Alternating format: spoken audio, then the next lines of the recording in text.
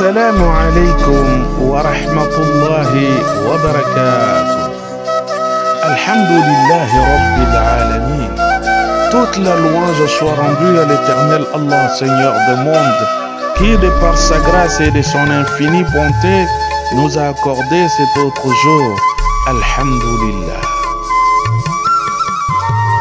Bienvenue dans le conseil du jour.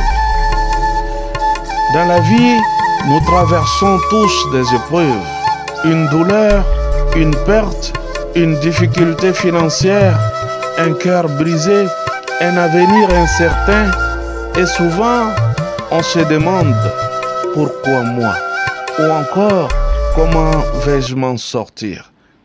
Mais souviens-toi d'une chose, l'épreuve n'est jamais un abandon d'Allah, c'est souvent une attention.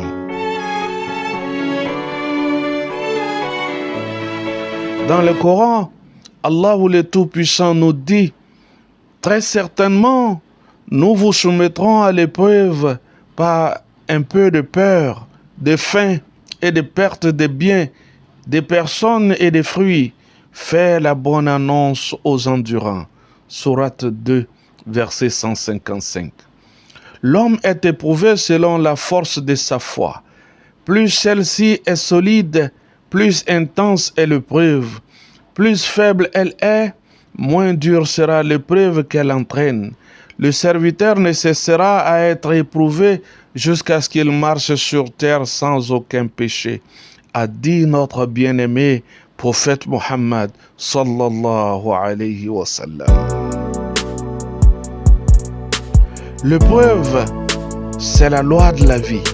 L'épreuve, c'est une école dans laquelle Allah nous enseigne la patience, la sincérité, les retours vers lui et surtout la confiance.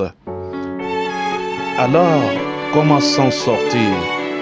Premièrement, accepte ce que tu ne peux pas changer. Ce n'est pas un aveu de faiblesse, c'est une preuve de foi. Accepter, c'est dire, Ya Allah, je ne comprends pas tout, mais je te fais confiance. La grandeur de la récompense est à la mesure de la grandeur de l'épreuve. Quand Allah aime des gens, il les éprouve. Celui qui accepte l'épreuve aura la satisfaction d'Allah, et celui qui lui oppose son mécontentement, Allah sera mécontent de lui, a dit notre bien-aimé prophète Muhammad sallallahu alayhi wa sallam. Deuxièmement, ne t'isole pas.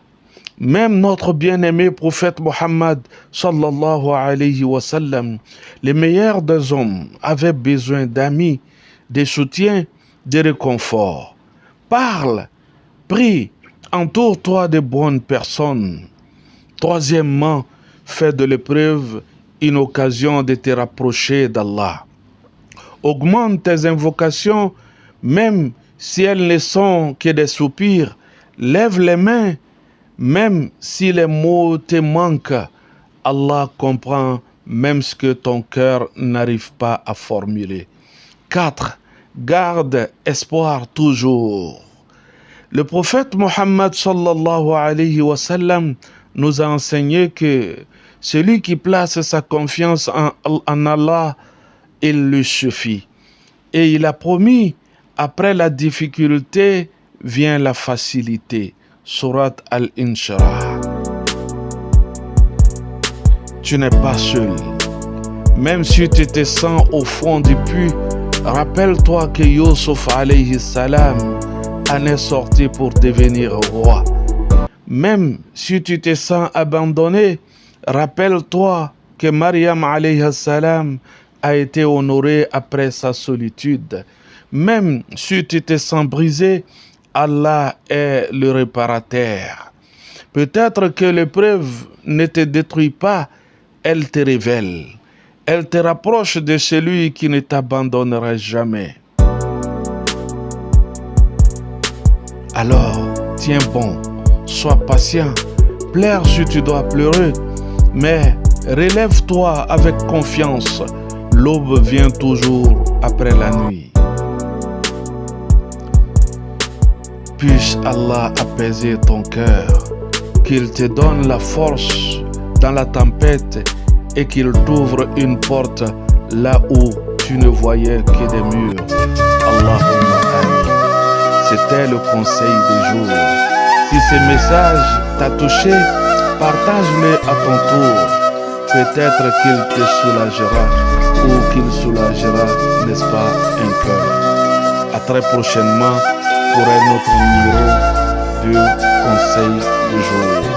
Assalamu alaikum wa rahmatullahi wa barakatuh.